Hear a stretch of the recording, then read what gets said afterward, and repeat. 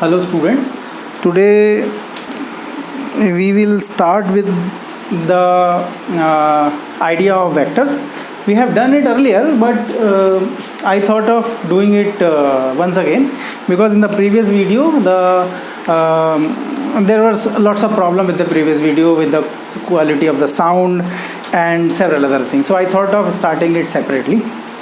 तो वेक्टर मेरे को मैं जो हमेशा CSIR नेट के एग्ज़ाम को जो पढ़ाने से पहले मैं हमेशा वेक्टर पढ़ाना पसंद करता हूँ, क्योंकि वेक्टर पढ़ाने से एक फ़ायदा ये होता है कि हमारे पास एक बार हमें वेक्टर का आइडिया क्लियर हो जाता है तो उससे हमारा क्लासिकल मैकेनिक्स, इलेक्ट्रोडायनामिक्स, इन सब का जो कॉन्सेप्ट है वो बहुत आसानी से क्लियर होता है। इसलिए वेक्टर को शुरुआत में थोड़ा पढ़ाना अच्छा है। अगर मैं इस कोर्स के बारे में बात करूं कि ये कोर्स कैसे जाने वाला है, तो हम कुछ इस तरीके का प्लान करने वाले हैं। अगर हम अपने पूरे CSIR नेट के कोर्स को देखें तो हमारे पास 9 सब्जेक्ट हैं हमारे पास। कौन कौन से? पहला है mathematical physics,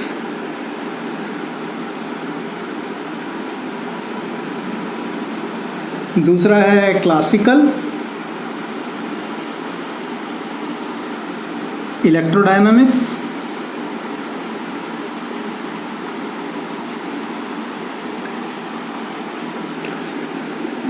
quantum,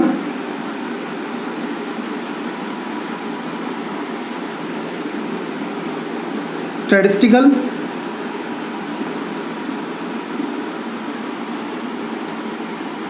atomic and molecular,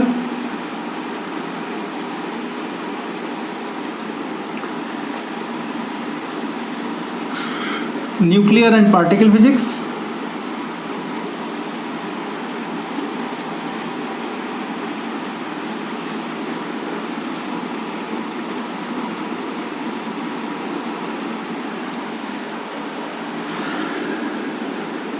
electronics और फिर हमारे पास है सॉलिड स्टेट।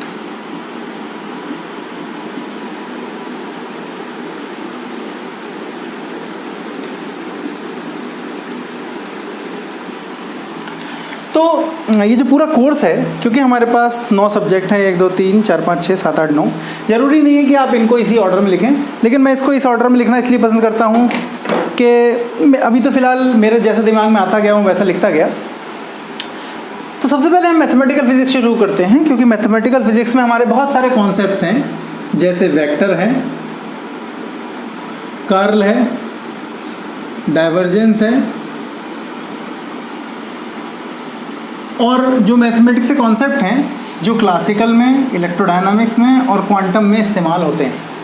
तो इसलिए इन तीनों टॉपिक को पढ़ाने से पहले हम मैथमेटिकल फिजिक्स को पढ़ाना पसंद करते हैं, जिससे कि जब तक आप उस सब्जेक्ट में पहुँचें तब तक आपका मैथमेटिकल बैकग्राउंड बहुत स्ट्रॉन्ग हो जाए। इसलिए हम मैथ को पहले पढ़ाना शुरू करते हैं। अब देखिए, हमारे पास टोटल 6 मंथ का टाइम है।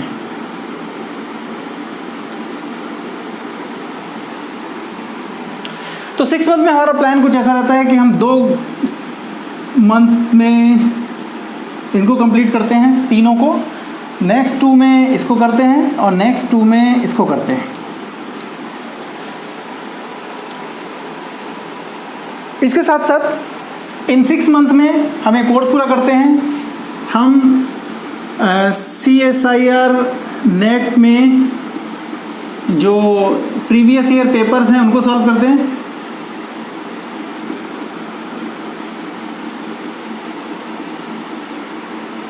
हमारा डेली असाइनमेंट रहता है।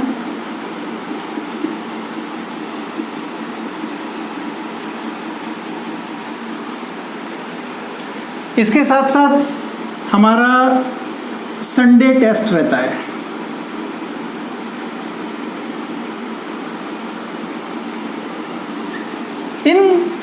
तो ये 6 मंथ जो हम टारगेट कर रहे हैं, इन 6 मंथ में हमारा इतना प्लान होता है। इसके साथ साथ हमारा एक और प्लान होता है, एक प्लान होता है वो क्विक रिवीजन का।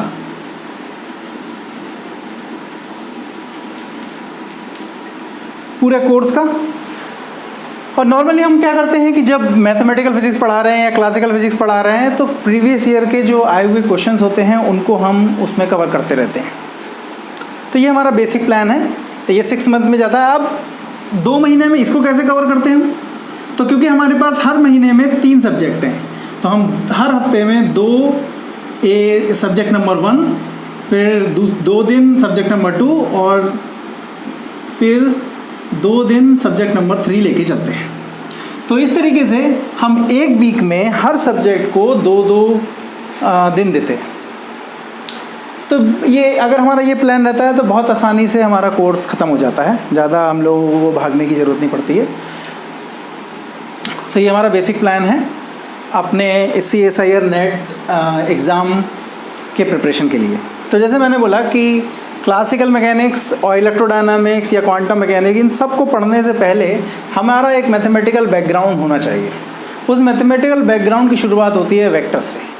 तो हम आज का जो अपना लेक्चर है उस लेक्चर को फोकस करने वाले हैं वेक्टर्स के ऊपर, कि किस तरीके से वेक्टर्स क्या होते हैं, उनकी क्या क्या प्रॉपर्टीज़ होती हैं, क्या करेंगे अगर हमारे पास एक से ज़्यादा वेक्टर हैं, उनको हम कैसे ऐड करेंगे, कैसे सब्ट्रैक्ट करेंगे, उनको मल्टीप्लाई करने से क्या होगा, एक वेक्टर को एक वेक्टर से मल्टीप्लाई करने से क्या क्या हो सकता है, एक वेक्टर को एक स्केलर से मल्टीप्लाई करने से क्या क्या हो सकता है, कि वेक्टर्स के क्या क्या ऑपरेशंस हैं जो पॉसिबल हैं, क्या क्या ऑपरेशंस हैं जो पॉसिबल नहीं हैं, कर्ल, डाइवर्जेंस, ग्रेडियंट, उनका मतलब क्या है, और जो उनसे रिलेटेड क्वेश्चंस हैं उनको कैसे सॉल्व करते हैं। तो अल्टीमेटली इन सब की शुरुआत जो होती है वो शुरू होती है वेक्टर से। तो हम लोग फिर से थोड़ा अपने वेक्टर्स के बारे में बात करना शुरू करेंगे।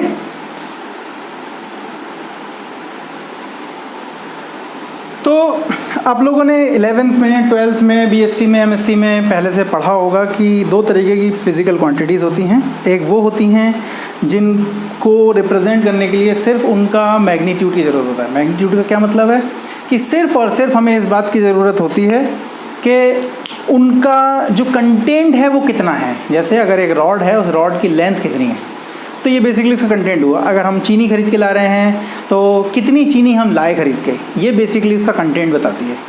अगर तो इस केस में अब हमें कोई और एक्स्ट्रा इन्फॉर्मेशन देने की ज़रूरत नहीं पड़ती है। फॉर एग्जांपल हमें ये देने की ज़रूरत नहीं पड़ती है कि हम ईस्ट से गए, वेस्ट से गए, नॉर्थ से गए, साउथ से गए, किधर से गए।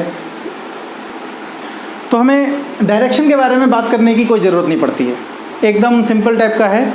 और उससे दूसरे तरह की क्वांटिटी ये होती हैं जिनके लिए हमें डायरेक्शन की भी ज़रूरत पड़ती है और मैग्नीट्यूड की ज़रूरत भी पड़ती है। तो अगर हम स्केलर्स को देखें तो स्केलर्स वो क्वांटिटी होते हैं जिनमें सिर्फ मैग्नीट्यूड होता है और हमें किसी चीज़ से कोई मतलब नहीं है। जैसे क्या क्या एग्जांपल हो सकते हैं स्केलर्स के? जैसे किसी रॉड की लेंथ,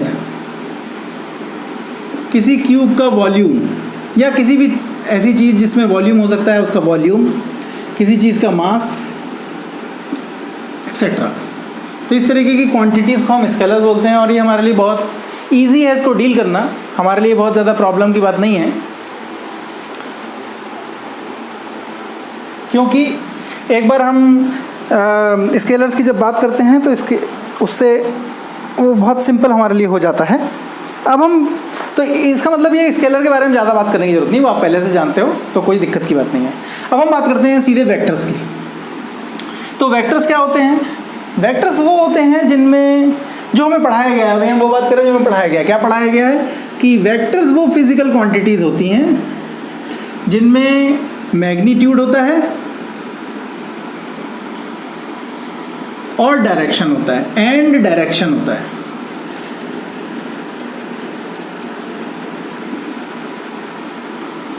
ठीक, तो जिसमें मैग्नीट्यूड होता है, डायरेक्शन होता है। जैसे एग्जांपल, अगर कोई बोले कि Ram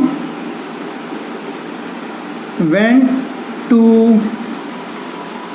3 kilometre in the east direction, तो सुन के लगता है कि अच्छा ठीक है, राम 3 किलोमीटर तक गया ईस्ट डायरेक्शन में, तो इसमें हमें मैग्नीट्यूड भी है, कितना गया, और डायरेक्शन भी है। तो ये तो वेक्टर हो गया, बिल्कुल सही बात है। तो क्या वेक्टर हुआ इसमें अगर मैं east west north south draw करता हूँ, ये मेरा ईस्ट है, ये मेरा नॉर्थ है, ये मेरा वेस्ट है और ये मेरा साउथ है। तो ईस्ट डायरेक्शन में 3 किलोमीटर गया, तो ये 3 किलोमीटर उसका डिस्प्लेसमेंट हुआ यहाँ से लेके यहाँ तक का। तो ठीक है, समझ में आ रहा है कि ये उसका डिस्प्लेसमेंट हुआ, तो ये वेक्टर क्वांटिटी, ठीक है, कोई बात नहीं। तो यहाँ देख के तो लग रहा है कि अरे वेक्टर्स के लिए सिर्फ इतनी ही इन्फॉर्मेशन काफ़ी है कि मैग्नीट्यूड होना चाहिए और उसमें डायरेक्शन होना चाहिए, ठीक है। तो यहाँ तक जो हमने पढ़ा और जो हमने सीखा उसमें कोई भी प्रॉब्लम नहीं थी, ठीक। अब हम थोड़ा सा आगे बढ़ते हैं, इस एग्जाम्पल को मिटाते हैं और इस एग्जाम्पल के बाद एक और एग्जाम्पल देने की कोशिश करते हैं और फिर देखने की कोशिश करते हैं कि क्या वो जो हम जिसके बारे में बात करने की कोशिश कर रहे हैं क्या वो वेक्टर है, देखते हैं। तो अब हमारे पास एक एग्जाम्पल है कि एक वायर था इधर से, उसमें 3 एम्पियर का करंट था। एक दूसरा वायर इधर था जिसमें 4 एम्पियर का करंट था और एक यहाँ पे से जो करंट निकलेगा वो 7 एम्पियर का होगा। आप लोगों को समझ में आना चाहिए वो क्यों 7 एम्पियर का होगा। वैसे तो आप लोगों ने इसको किरचॉफ्स लॉ में पढ़ा है। किरचॉफ्स के 2 रूल होते हैं। पहला रूल होता है जंक्शन रूल, और जो ये बोलता है कि किसी भी पॉइंट पे पहुंचने वाली और वहाँ से निकलने वाली सारी जितनी भी करंट होती हैं उनका एल्जेब्रिक सम 0 होता है। मतलब एल्जेब्रिक सम का मतलब कि उनके साइन के साथ जब हम उसे लिखते हैं तो जो आ रही हैं या तो आप उन्हें पॉजिटिव मान लो, जो जा रही हैं उनको आप नेगेटिव मान लो, या उल्टा कर लो। कोई ज़रूरी नहीं है कि आप उसको हमेशा पॉजिटिव या वैसे नेगेटिव मानो। जो आप चाहो, एक को पॉजिटिव मानोगे तो दूसरी को नेगेटिव मानना पड़ेगा। तो वो ये कह रहा है कि जितना करंट एक तरफ एक पॉइंट पे आ रहा है उतना ही करंट दूसरी तरफ निकल रहा होगा। तो ये वैसा ही है, 3 एम्पियर करंट आ रहा था और 4 एम्पियर करंट इधर से आ रहा था, टोटल 7 एम्पियर करंट निकला, ठीक। ये क्यों हो रहा था? इसलिए हो रहा था क्योंकि चार्ज कंजर्व रहता है। तो अगर टी टाइम में यहाँ पे Q1 चार्ज फ्लो हुआ, यहाँ पे Q2 चार्ज फ्लो हुआ, तो चार्ज कंजर्वेशन ये कहता है कि कहीं पे भी चार्ज ना तो प्रोड्यूस किया जा सकता है ना ही इसको डिस्ट्रॉय किया जा सकता है, उसको एक जगह से दूसरी जगह ट्रांसफ़र किया जा सकता है। तो Q1 चार्ज यहाँ पे आया मान लो, Q2 चार्ज यहाँ पे आया मान लो टी टाइम में, तो Q1 प्लस Q2 को टी टाइम में यहाँ से निकलना ही पड़ेगा, इसलिए ये ऐसा होता है। अब हमारा प्रॉब्लम क्या है? ये हम तो अभी करंट इलेक्ट्रिसिटी नहीं पढ़ रहे हैं, हम तो पढ़ रहे हैं वेक्टर्स के बारे में। हमारा प्रॉब्लम ये है कि ये 3 एम्पियर का करंट है और ये 4 एम्पियर का करंट है। इसमें मैग्नीट्यूड है 3 एम्पियर और करंट का डायरेक्शन है कि करंट इधर से इधर जा रहा है, और यहाँ पे करंट का डायरेक्शन इधर से इधर है, 4 एम्पियर का है, इसका मैग्नीट्यूड भी है, लेकिन यहाँ पे ये 7 एम्पियर का ही है। अब मज़े की बात ये है कि आप इसको चाहे ऐसे कर लो, चाहे आप ये जो 4 एम्पियर का करंट है इसको आप ऐसे ले आओ, चाहे आप इसको ऐसे ले आओ, किसी भी तरीके से अगर आप इसको ले आओ तो ये करंट 7 एम्पियर ही रहने वाला है। तो अब हमारी क्या डेफिनेशन थी कि भैया वेक्टर में मैग्नीट्यूड होना चाहिए और डायरेक्शन होना चाहिए। तो हमने देखा मैग्नीट्यूड है, डायरेक्शन है, लेकिन फिर भी ये ऐसे बिहेव ही नहीं कर रहा है वेक्टर के तरीके से। कैसे पता चला हमें कि वेक्टर के तरीके से बिहेव नहीं कर रहा है? क्योंकि डायरेक्शन चेंज करने पे आंसर चेंज नहीं हो रहा है। ये ऐसे लग रहा है जैसे कि 2 में 3 हम जोड़ रहे थे और हमें हमेशा 5 मिलेगा, तो वैसा ही कुछ लग रहा है। इसका मतलब कहीं पे कुछ प्रॉब्लम है।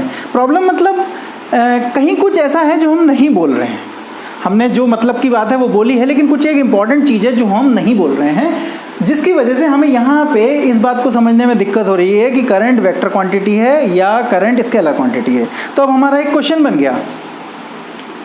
क्या क्वेश्चन बन गया कि what kind of quantity current is. तो करंट हमारा किस तरीके की क्वांटिटी, अभी हमें समझ नहीं आ रहा है।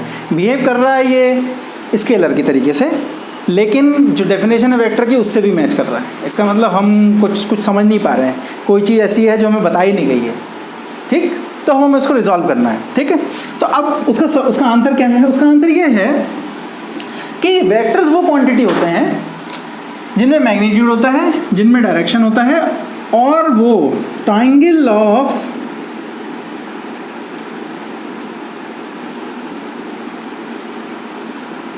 लॉ ऑफ वेक्टर एडिशन को फॉलो करते हैं।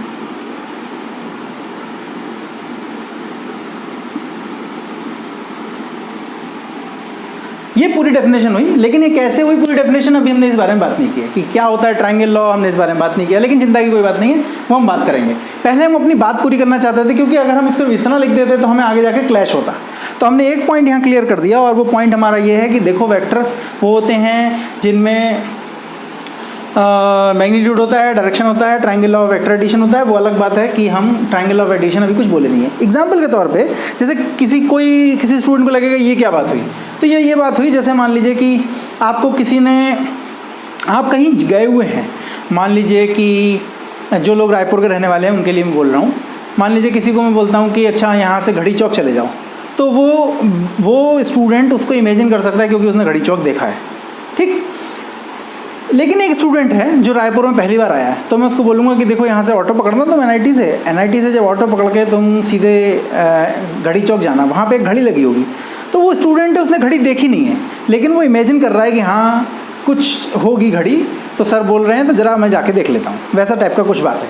यहाँ भी वही है कि ठीक है, मैग्नीट्यूड आपको समझ में आता था, डायरेक्शन आपको समझ में आती थी, ट्रायंगल ऑफ वेक्टर एडिशन मैंने बोला है, मैं जानता हूँ आपको ये भी पता है, लेकिन थोड़ी देर के लिए मैं ऐसा मान रहा हूँ कि आपको नहीं पता है। क्यों मैं बोल रहा हूँ, क्योंकि चलो ठीक है, मैंने इसका नाम दे दिया, और नाम देने के बाद अब आप देखेंगे ट्रायंगल ऑफ वेक्टर एडिशन क्या होता है। लेकिन उससे पहले हम ये देख लें कि वेक्टर को लिखने के लिए, समझने के लिए किस किस चीज़ की ज़रूरत पड़ती है। जैसे मेरा नाम है डॉक्टर अभिषेक जौहरी, तो मुझे अगर आपको पूछना है तो आप इस कोचिंग में अगर आओगे और कोचिंग में आके पूछोगे, या कहीं जहाँ पे भी मैं रहता हूँ वहाँ जाके पूछोगे, तो मेरा नाम लेके पूछोगे।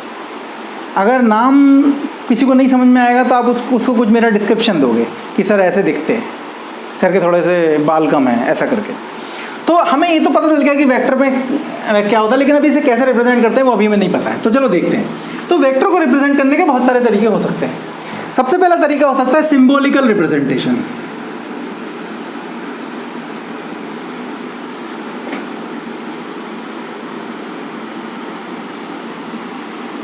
सिंबॉलिकल रिप्रेजेंटेशन का क्या मतलब है, मतलब हम इसे सिर्फ सिंबॉलिकली रिप्रेजेंट कर रहे हैं। जैसे एग्जांपल के तौर पे जब कोई एक बच्चा पैदा होता है तो हम उसका कुछ नाम दे देते हैं।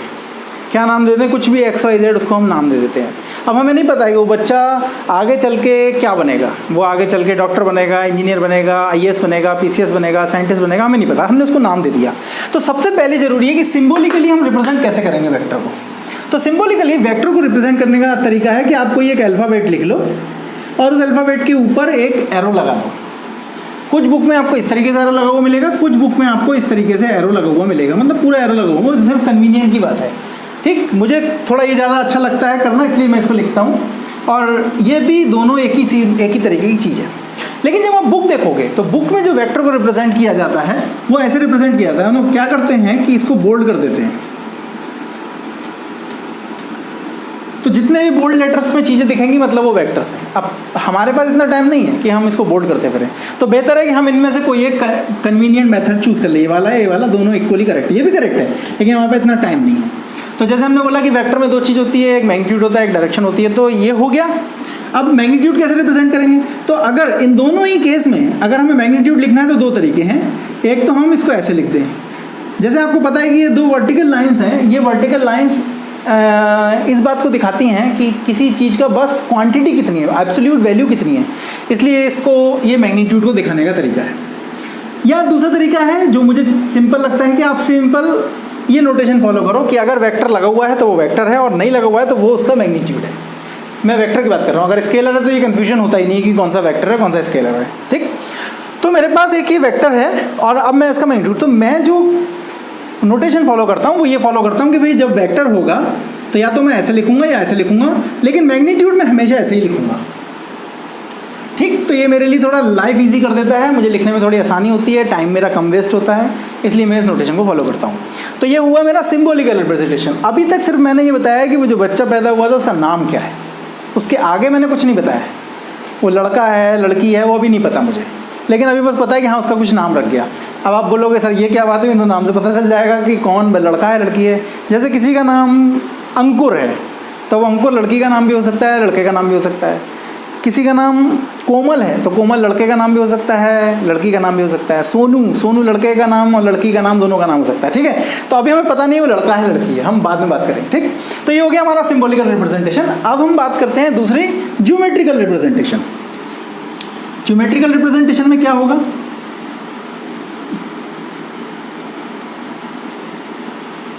ज्योमेट्रिकल रिप्रेजेंटेशन में क्या होता है कि हम लोग किसी वेक्टर को किसी ज्योमेट्रिकल फिगर से रिप्रेजेंट करते हैं, और वो ज्योमेट्रिकल फिगर क्या होती है? एरो।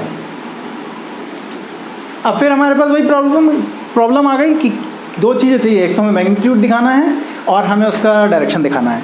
तो मान लो ये वेक्टर ए है, तो ये है इसको हम बोलते हैं हेड, और ये हेड क्या दिखाता है? हेड हमारे वेक्टर की डायरेक्शन को दिखाता है।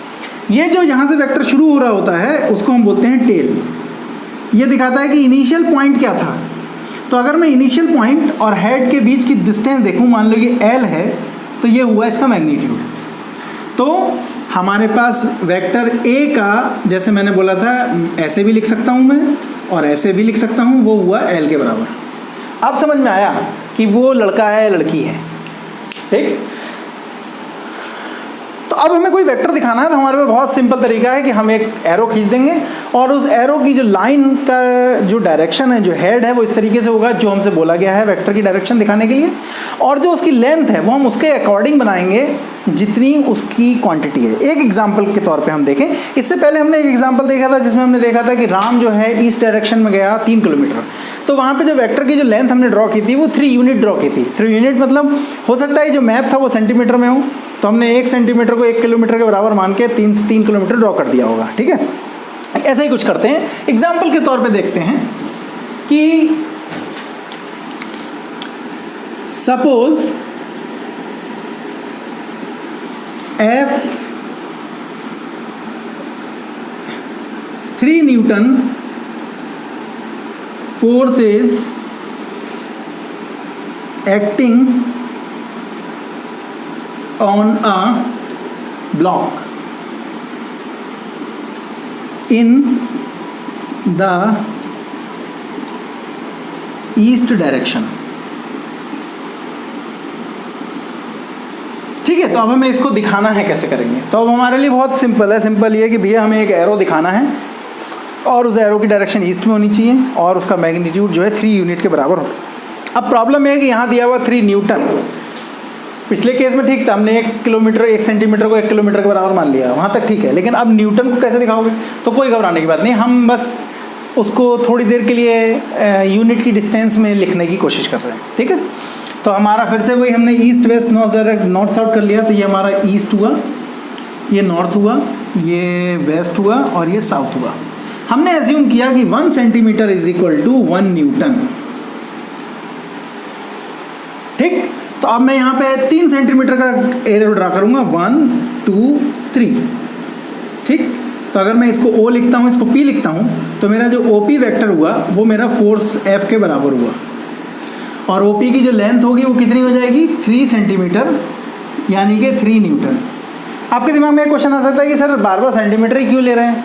नहीं, ऐसी कोई बात नहीं, बार बार 3 सेंटीमीटर क्यों ले रहे हैं। नॉर्मली जो हमारा ग्राफ पेपर होता है वो सेंटीमीटर में होता है, इसलिए मैं ऐसा कर रहा हूँ, ऐसी कोई बात नहीं है। आप ये भी कर सकते थे कि 2 centimetre is equal to 1 newton, उससे कोई फ़र्क नहीं पड़ता आंसर में। बस यहाँ पे ये थोड़ा सा आपको लंबा या छोटा दिखता, बट आप बोलते हैं कि सर ये तो गलत बात है, एक बार आपका एरो इतना बड़ा आ रहा है, अगर मैं 3 से 2 सेंटीमीटर इक्वल टू 1 न्यूटन ले लेता तो ये इसका हाफ हो जाता। बिल्कुल सही बात है, हाफ हो जाता, लेकिन कोई प्रॉब्लम नहीं होती। उसे जब आप वापस कन्वर्ट करते तो आपका आंसर उतना ही आता। तो हमें तो अपने फाइनल आंसर से मतलब है, हम उसे कैसे रिप्रेजेंट कर रहे हैं उससे कोई मतलब नहीं, ठीक है। तो ये हुआ हमारा ज्योमेट्रिकल रिप्रेजेंटेशन किसी वेक्टर का। यहाँ तक हमको बात समझ में आई कि अच्छा वेक्टर, अभी बिल्कुल एकदम बेसिक बात समझ में आएगी, किसी वेक्टर को दिखाना होगा तो हम कैसे दिखाएंगे। सिंपल, अभी हम और कुछ नहीं जानते वेक्टर के बारे में, हम बस इतना जानते हैं कि कोई हमसे बोले कि वेक्टर दिखाओ ड्रॉ करके, तो हम ड्रॉ कर लेंगे। हम उसका मैग्नीट्यूड भी ड्रॉ कर देंगे, हम उसका डायरेक्शन भी ड्रॉ कर देंगे, हमको किसी चीज़ से कोई प्रॉब्लम नहीं होगा, ठीक है। चलो अब हम इन जनरल बात करते हैं। तो हमने एक और चीज़ की बात की थी, और वो क्या बात थी कि triangle law of vector addition. थोड़ा सा रुकते हैं, पहले ज़रा देखते हैं डिफरेंट टाइप्स के वेक्टर। तो अब कोई भी वेक्टर होगा तो उसमें बेसिकली 2 चीज़ें होंगी, एक तो हमें उसकी लेंथ देखनी पड़ेगी कितनी है, और उसकी देखनी पड़ेगी डायरेक्शन कितनी है। डिफरेंट तरीके के वेक्टर्स।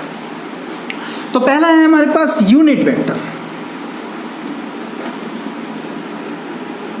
तो जैसे नाम से क्लियर है, यूनिट वेक्टर एक ऐसा वेक्टर होता है जिसका मैग्नीट्यूड यूनिट के बराबर होता है, मतलब 1 के बराबर होता है, ठीक। तो जैसे कि आपके नॉर्मली यूनिट वेक्टर को जो लिखने का तरीका है वो ये है कि आपके पास कोई अल्फ़ाबेट है, आप उसके पास एक इस तरीके का थोड़ा सा एरो टाइप का लगाते हो। इसको कुछ जगह हैट लिखते हैं, कुछ जगह कैरेट लिखते हैं और कुछ जगह कैप लिखते हैं। मतलब अलग अलग बुक में इसे अलग अलग तरीके से पढ़ा जाता है। कुछ लोग इसे कैप पढ़ते हैं, कुछ लोग इसे कैरेट पढ़ते हैं, कुछ लोग इसे हैट पढ़ते हैं। तो इसको पढ़ना होगा तो कैसे पढ़ोगे? ए हैट या ए कैरेट या ए कैप। इससे क्या फ़ायदा? जैसे ही आप ये हैट या कैरेट या कैप देखोगे आपको तुरंत समझ में आ जाएगा कि वो एक यूनिट वेक्टर है। यूनिट वेक्टर का क्या फ़ायदा है? यूनिट वेक्टर का फ़ायदा ये है कि उसका मैग्नीट्यूड हमेशा 1 के बराबर होता है। अब इससे क्या फ़ायदा होगा? इससे अभी पता चलेगा क्या फ़ायदा होता है। ये बेसिक बात हुई। 1 की एक खास बात होती है कि 1 जब किसी के साथ मल्टीप्लाई होता है तो वो उस नंबर को चेंज नहीं करता है। जैसे 3 में आपने 1 को मल्टीप्लाई किया तो कुछ चेंज नहीं हुआ। तो इसलिए यूनिट वेक्टर से एक बहुत फ़ायदा है कि अगर आपको किसी भी डायरेक्शन में यूनिट वेक्टर पता है तो आप उस डायरेक्शन में कोई भी वेक्टर बना सकते हो। तो यहाँ से अगर मैं किसी एक ऐसे नॉर्मल वेक्टर को लिखना चाहूँ तो उस वेक्टर में 2 चीज़ होंगी। क्या होगा? एक तो उसका मैग्नीट्यूड होगा और एक उसकी डायरेक्शन होगी। तो ये जो यूनिट वेक्टर है वो बेसिकली डायरेक्शन को बताता है। अब देखो हमारा लाइफ बहुत इजी हो गया इससे। अगर एक किसी भी डायरेक्शन में हमें कोई एक वेक्टर बनाना है तो हम क्या करें? हमारे लिए एकदम सिंपल है कि हम उस डायरेक्शन में यूनिट वेक्टर खोज लें। जब हम उस डायरेक्शन में यूनिट वेक्टर खोज लेंगे तो क्विकली हमारे लिए पता चल जाएगा कि उस डायरेक्शन में कोई भी एक जो वेक्टर है वो कितना होगा। ठीक है? तो यहाँ से अगर हम थोड़ी देर के लिए देखें कि यूनिट वेक्टर होता कितना है, मतलब किसी वेक्टर को आप उसके मैग्नीट्यूड से डिवाइड कर दो तो वो आपका यूनिट वेक्टर हो जाता है। ठीक? क्या आप लोगों को कुछ यूनिट वेक्टर के बारे में पता है? पता है। क्या पता है? बताता हूँ मैं आपको। आप सब लोग जानते हो कि 3 बहुत फेमस यूनिट वेक्टर होते हैं और वो कौन कौन से होते हैं? आई, जे और के। आई यूनिट वेक्टर जो होता है वो एक्स डायरेक्शन में होता है, वाई जे जो होता है वो वाई डायरेक्शन में होता है और के जो होता है वो जेड डायरेक्शन में होता है। ठीक है? तो मान लो अगर मैंने कोई वेक्टर है मेरा, मान लो 3i, तो कैसे पता चला 3i? आई है यूनिट वेक्टर और 3 है उसका नंबर। कैसे पता? यहाँ से एक बार फिर से देखो ज़रा इस बात को। अगर मैं दोनों तरफ का मैग्नीट्यूड लेने की कोशिश करूँगा तो ये कितना आएगा? Magnitude of this and magnitude of this. आपको पता है कि यूनिट वेक्टर का मैग्नीट्यूड 1 होता है। तो ये भी मैग्नीट्यूड है वेक्टर का और ये भी मैग्नीट्यूड है, तो ये पूरी कंडीशन फुलफिल हो जाएगी। कैसे फुलफिल हो जाएगी? ये 1 हो जाएगा और वेक्टर ए का मैग्नीट्यूड इक्वल टू ए। तो आपने देखा कि किसी वेक्टर को, किसी नंबर को किसी मैग्नीट्यूड यूनिट वेक्टर से मल्टीप्लाई करने पर उसका अपना मैग्नीट्यूड चेंज नहीं होता है। साथ साथ एक फ़ायदा होता है कि उसको एक डायरेक्शन मिल जाती है और वो डायरेक्शन कौन सी होती है? वो वही डायरेक्शन होती है जो यूनिट वेक्टर की डायरेक्शन होती है। ठीक है? तो हमने देखा कि अच्छा एक यूनिट में 3 है और इसमें आई में 3 को मल्टीप्लाई कर दिया। अब हमें कुछ सोचने की जरूरत नहीं है, हमें एकदम क्लियर है ये क्या वेक्टर है। ये एक ऐसा वेक्टर है, A is a vector in positive X direction and of magnitude 3 unit. Unit क्यों लिख रहा हूँ? मुझे नहीं पता वेक्टर ए क्या है। अगर वेक्टर ए आपका न्यूटन, आपका फोर्स है तो 3 न्यूटन हो जाएगा। अगर आपका वेक्टर ए कोई लेंथ है तो मीटर, सेंटीमीटर, किलोमीटर कुछ भी हो जाएगा। अगर वेक्टर ए वेलोसिटी है तो मीटर पर सेकंड हो जाएगा। तो मुझे अभी उसकी चिंता नहीं करनी, मैंने उसे 3 यूनिट्स लिख दिया। ठीक है? अब मान लो कि तुम्हें एक और वेक्टर निकालना हो जिसकी मैग्नीट्यूड 10 यूनिट हो लेकिन वो एक्स डायरेक्शन में हो, तो कैसे निकालोगे? बहुत सिंपल। तो आप क्या बोलोगे? भाई हमें तो पहले से सिखा दिया गया है, अब हमारी चिंता का विषय नहीं रहा। क्या नहीं रहा? कि भैया दूसरा वेक्टर निकालना है जो 10 यूनिट का हो लेकिन एक्स डायरेक्शन में हो, तो बस हो गया काम। यानी कि यूनिट वेक्टर हमारे बहुत ही काम की चीज़ है। एक बार हमारे को यूनिट वेक्टर पता चल गया तो बस हम उस डायरेक्शन में अब कोई भी वेक्टर निकाल सकते हैं। ठीक? इसी तरीके से अब आप वाई डायरेक्शन में कोई भी वेक्टर निकाल सकते हो, जेड डायरेक्शन में कोई भी वेक्टर निकाल सकते हो। मान लो मैं एक नया वेक्टर लिखने की कोशिश कर रहा हूँ और वो है c इक्वल टू -5j। तो ये कैसा वेक्टर हुआ? c इक्वल टू -5j कैसा वेक्टर हुआ? अब देखो मैग्नीट्यूड तो नेगेटिव नहीं हो सकता, डायरेक्शन उल्टी हो सकती है। तो ये क्या बोल रहा है? ये बोल रहा है कि c का मैग्नीट्यूड 5 है लेकिन ये j होता है किधर? पॉजिटिव वाई डायरेक्शन में। तो -j किधर होगा? Negative Y direction. ठीक। तो यूनिट वेक्टर का ये फ़ायदा है कि हम अगर यूनिट वेक्टर हमें पता है तो उस यूनिट वेक्टर की हेल्प से हम कोई भी वेक्टर बना सकते हैं। ठीक है, अब एक क्विक एग्जांपल देखते हैं हम लोग जो हमारे फॉर्मुलेशन को भी डिस्कस करेगा। Find a vector of magnitude 3 units in the direction of electric field given by E equal to 5I।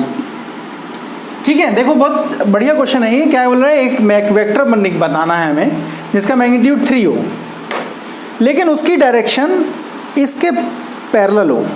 मतलब कोई दो वेक्टर हैं, वो दोनों सेम डायरेक्शन में हैं, वो अलग अलग वेक्टर हो सकते हैं, ज़रूरी नहीं कि वो दोनों सेम वेक्टर हो। तो अगर हमें इसकी डायरेक्शन में यूनिट वेक्टर मिल जाए तो हम उस यूनिट वेक्टर को 3 से मल्टीप्लाई कर देंगे और हमें नया वेक्टर मिल जाएगा। अब आप बोलोगे इसमें कौन सी बड़ी बात है, तो बहुत सिंपल सा क्वेश्चन लग रहा है। बहुत बिल्कुल सही बात है, सिंपल सा क्वेश्चन है। लेकिन अभी हमने ये नहीं बोला है कि इसकी डायरेक्शन में जो यूनिट वेक्टर है आई है। आप बोलोगे ये क्या मजाक की बात है, हमें तो पता है एक्स डायरेक्शन का यूनिट वेक्टर आई होता है, मुझे पता है, आपको पता है। मैं बस उसको आपको मैथमेटिकली निकाल के दिखाना चाह रहा हूँ कि उसको कैसे कैलकुलेट करेंगे। ठीक है, तो अभी मैंने आपको थोड़ी देर पहले लिख के बताया क्या कि यूनिट वेक्टर कैसे निकालते हैं। यूनिट वेक्टर होता है vector divide by its magnitude. ठीक है, तो अगर मैं यूनिट वेक्टर निकालूंगा ई की डायरेक्शन में तो मैं इसे ई कैप लिखूंगा, तो वो क्या होगा, ई कैप होगा vector E upon magnitude of E. Vector E कितना है 3i कैप अपॉन मैग्नीट्यूड कितना है उसका, सॉरी 5i कैप, और इसका मैग्नीट्यूड कितना है 5। तो आंसर आया i। तब आप बोलोगे कि सर ये तो हम पहले ही बोल रहे थे कि जो इलेक्ट्रिक फील्ड है वो तो एक्स डायरेक्शन लगी है क्योंकि यूनिट वेक्टर आई। मुझे पता है, आपको पता था। मैं बोल रहा हूँ कि अगर निकालना पड़े तो कैसे निकालेंगे, तो हमें ज़्यादा चिंता करने की जरूरत नहीं है, हम निकाल लेंगे। कैसे निकाल लेंगे, उस वेक्टर को उसके मैग्नीट्यूड से डिवाइड करके निकाल लेंगे, तो यूनिट वेक्टर मिल गया। हमें बस यही चाहिए था। अब हमें दूसरा वेक्टर निकालना है, ये वाला। ये मान लो इस वेक्टर ये ए है, तो ये कैसे मिलेगा, इसका मैग्नीट्यूड 3 है और ये उसी डायरेक्शन में है जिस डायरेक्शन में इलेक्ट्रिक फील्ड है। तो इलेक्ट्रिक फील्ड की डायरेक्शन किससे मिलेगी, यूनिट वेक्टर से। यूनिट वेक्टर क्या है, आई। तो हमारे पास जो वेक्टर आया वो ये हो गया। ये सिंपलेस्ट एग्जांपल मैंने लिया था कि एक वेक्टर को कैसे बनाया जा सकता है। अभी हम थोड़ा आगे बढ़ेंगे तो कुछ कॉम्प्लिकेटेड केस भी आएंगे, लेकिन आप इस बात को याद रखना कि हाँ, हमने कोई एक वेक्टर को जिसका मैग्नीट्यूड दिया था और ये दिया हुआ था कि वो किसी दूसरे वेक्टर की डायरेक्शन में है, उसे कैसे निकालेंगे।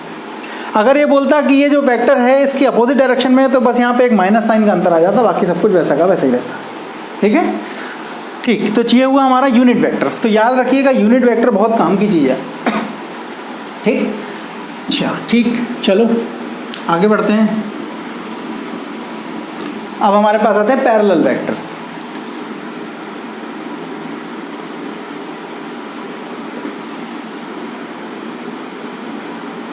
पैरेलल वेक्टर्स वो होते हैं जिन, मतलब नाम से क्लियर है कि अगर दो वेक्टर्स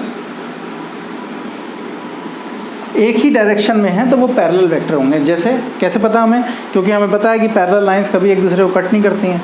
जब पैरेलल लाइन एक दूसरे को कट नहीं करती हैं इसका मतलब जो पैरेलल वेक्टर्स होंगे वो पैरेलल होंगे। लेकिन ये इस बात की कोई गारंटी नहीं देता कि उनका मैग्नीट्यूड इक्वल होगा या नहीं होगा। तो मान लो ये वेक्टर ए है और ये वेक्टर बी है, तो आप लिख सकते हो कि vector A vector B is equal to K times of vector A, जहाँ पे k एक पॉजिटिव नंबर है। कैसे पता हमें पॉजिटिव नंबर है, पहली बात तो ये कि दोनों सेम डायरेक्शन में है, तो अब जो भी नंबर से मल्टीप्लाई कर रहे हैं वो नेगेटिव नहीं हो सकता। दूसरी बात ये कि हमें वेक्टर b बड़ा दिख रहा है, इसलिए हमने इसको b equal to K times of ए लिखा है। ठीक, तो अगर जब भी आप कभी दो वेक्टर इस तरीके से देखो जिनमें एक कांस्टेंट का डिफरेंस, कांस्टेंट मल्टीप्लाई हो रहा हो, तो वो हमेशा पैरेलल वेक्टर होंगे। ठीक, लेकिन ध्यान रखना पैरेलल वेक्टर ये इंश्योर नहीं करता कि वो दोनों सेम वेक्टर हैं। वो दोनों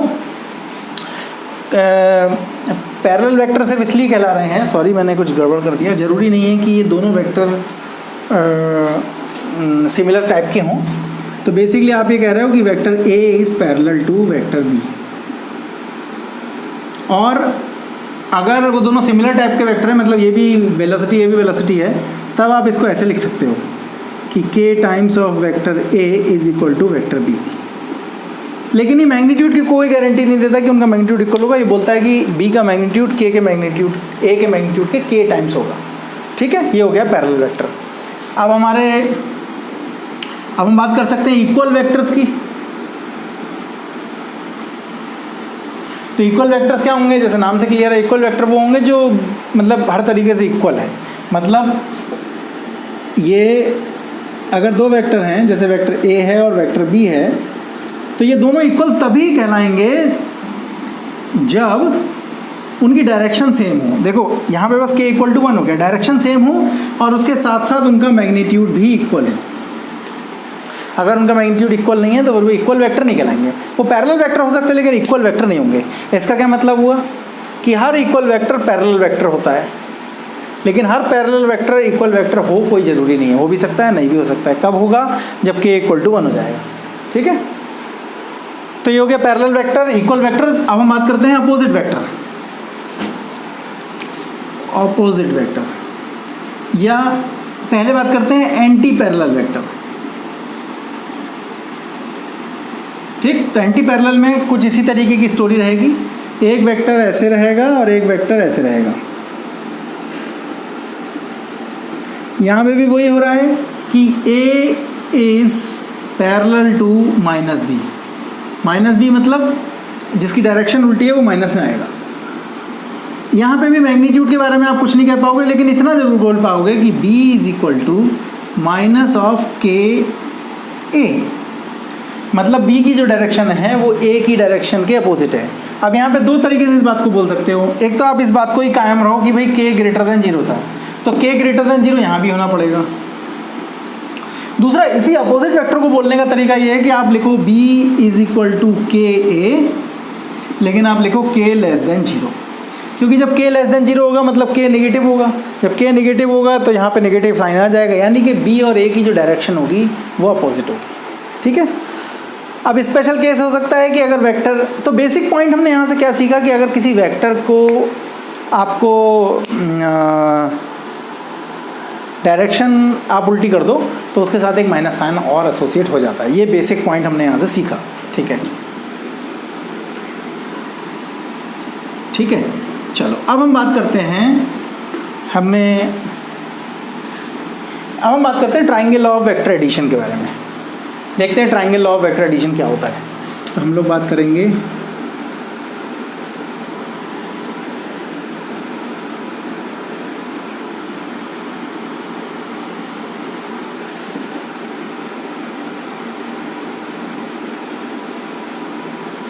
ठीक। तो बेसिकली हमें क्या सीखना है, हमें सीखना है कि हमारा एम क्या है। हमारा एम है कि अगर एक वेक्टर को हम दूसरे वेक्टर में ऐड करेंगे तो क्या होगा और कैसे होगा, हमको वो देखना है। तो मान लो कि हमारे पास एक वेक्टर ये था a और एक दूसरा वेक्टर था जो कुछ इससे इस डायरेक्शन में था। ये मान लो इससे कि ये थीटा डायरेक्शन में था। ठीक है, तो triangle law of vector addition क्या कहता है कि एक वेक्टर का आप हेड ले लो और दूसरे वेक्टर की टेल ले लो। टेल को हेड के ऊपर रखो। तो हमें निकालना क्या है, हमें निकालना है resultant of a plus B, कि a और b का रिजल्टेंट मान लो r है तो कैसे लिखेंगे उसे। तो हमने क्या कहा, एक का हेड ले लो और एक का टेल ले लो और उन्हें एक के ऊपर एक रख लो। तो हमने क्या किया, हमने इस वेक्टर को यहाँ से खसका के यहाँ ले आए तो कुछ भी चेंज नहीं होगा। क्यों? क्योंकि ना तो हमने इसकी डायरेक्शन चेंज की, देखो ये भी इधर देख रहा था वो भी उधर देख रहा है, ना हमने इसकी लेंथ चेंज की, तो मतलब इफेक्टिवली वेक्टर चेंज नहीं हुआ। क्योंकि वेक्टर जितना हमने सीखा है अभी तक वो ये सीखा है कि वेक्टर की डायरेक्शन और अगर मैग्नीट्यूड सेम हो तो वो इक्वल वेक्टर हो। तो ये भी ए वेक्टर है तो ये भी ए वेक्टर है। अब हमने क्या किया, इस वेक्टर को, ये जो पूरा था इसको यहाँ से पैरेलली यहाँ खसका दिया तो ये ऐसे आ गया।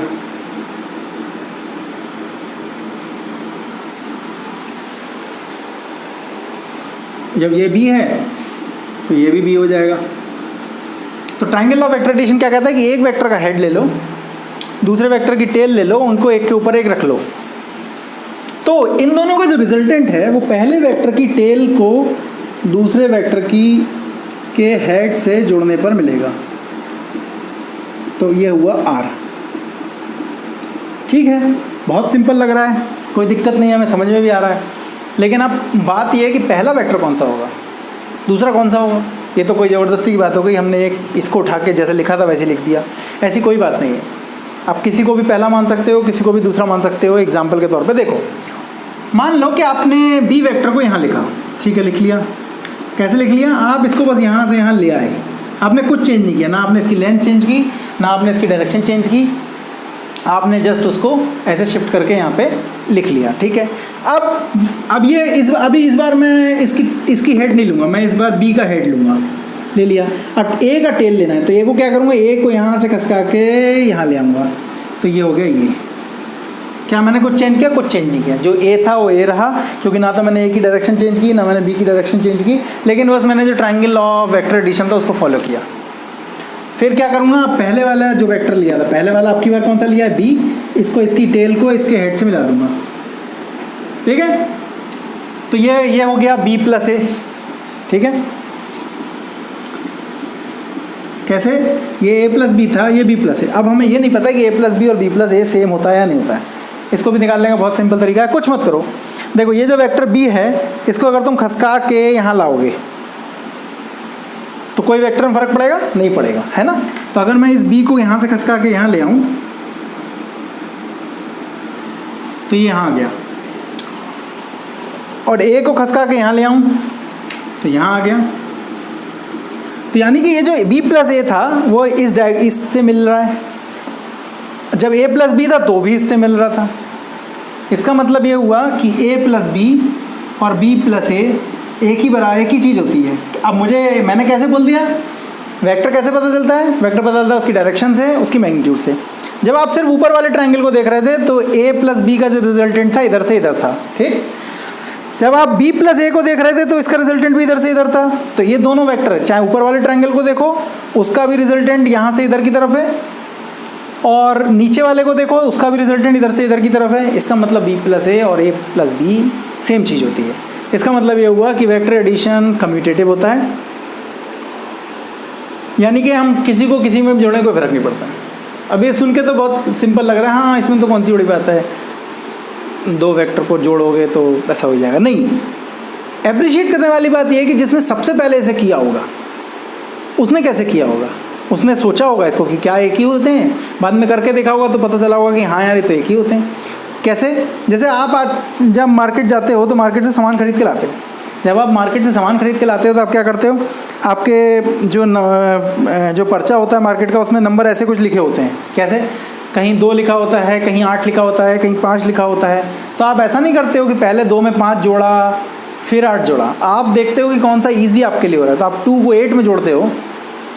8 में जोड़ने से 2 8 10 हो जाता है, 10 को 5 में जोड़ते हो तो 15 हो जाता है। आप बोलोगे सर ये क्या बात हुई, हम तो 2 में 5 जोड़ेंगे, ठीक है जोड़ लो, 2 और 5 7 हुआ, और 7 में 8 को जोड़ोगे तो 15 होगा। बिल्कुल सही बात है, लेकिन हम अपनी कन्वीनियंस खोजते हैं।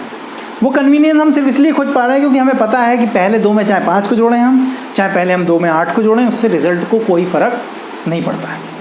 वही बात है। तो भले ये सिंपल लग रहा है, लेकिन अभी ये अप्रिशिएट करना बहुत ज़रूरी है कि जिसने सबसे पहली बार किया होगा उसने इस बात का ध्यान, इस बात को सोचा होगा क्या वो वेक्टर इक्वल होते हैं। तो आंसर मिला हाँ, चाहे ए में बी को जोड़ो चाहे बी में ए को जोड़ो, आंसर सेम आने वाला है। तो यहाँ तक हमने अभी कुछ नहीं बोला है। हमने क्या बोला है कि भैया 2 वेक्टर थे और उनको जोड़ने का ट्रायंगल ऑफ वेक्टर एडिशन क्या होता है। लेकिन अभी भी हमारी ये बात क्लियर नहीं हुई कि क्यों करंट हमारा वेक्टर क्वांटिटी नहीं है और दूसरी फोर्स वेलोसिटी हमारी वेक्टर क्वांटिटी। ठीक है, चलो देखते हैं इसको कैसे होगा। थोड़ा सा और आगे बढ़ते हैं, पहले एक एग्जांपल और लेते हैं।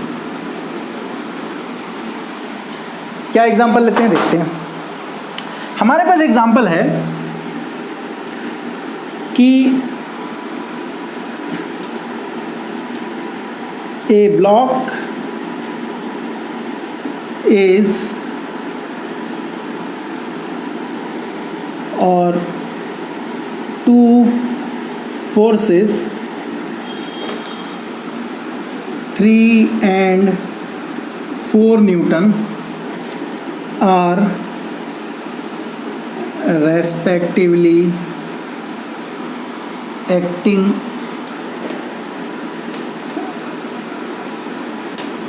Acting in the east and north direction, find the resultant force.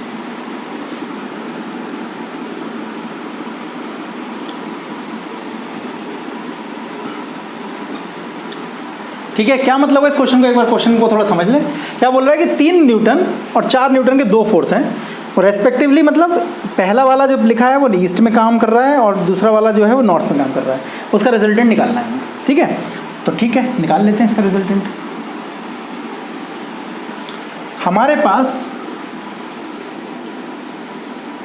F1 है, मान लो वो 3 न्यूटन का है और किधर लग रहा है, ईस्ट में। F2 है जो 4 न्यूटन का है और वो कहाँ लग रहा है, नॉर्थ में। अब हमें इनका रिजल्टेंट निकालना है। मान लो इनका रिजल्टेंट F है, तो हमें निकालना है F1 प्लस F2। ठीक है, तो हम अपना triangle law of vector addition को फॉलो करेंगे। क्या होता है अभी देखते हैं 2 मिनट में। ये कहाँ से आ गया हमें नहीं पता, हम बोल रहे हैं कि चलो, जब हमें 11-12 में हमने सीखा कि सेम टाइप की क्वांटिटी आप ऐड या सब्ट्रैक्ट कर सकते हो।